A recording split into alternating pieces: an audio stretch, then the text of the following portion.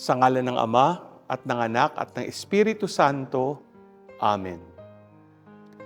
Panginoon Diyos, Ikaw ang bukal ng buhay at pag-ibig.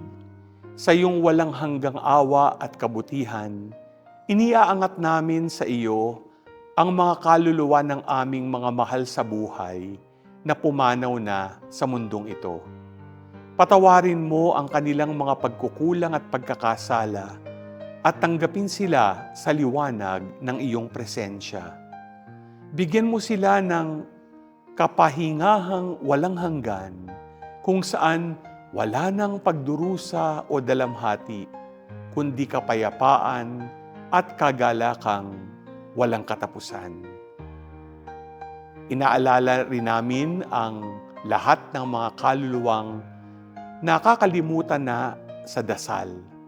Naway maranasan din nila ang biyaya ng iyong walang hanggang pag-ibig. Pagpalain mo rin po kaming mga naiwan. Bigyan kami ng lakas ng loob at pag-asa upang patuloy naming maisabuhay ang pananampalataya at makatagpo rin ng kagalakan sa muling pagkikita balang araw. Lahat ng ito'y hinihiling namin sa pamamagitan ni Kristo naming Panginoon. Amen. Sa ngalan ng Ama at ng Anak at ng Espiritu Santo. Amen.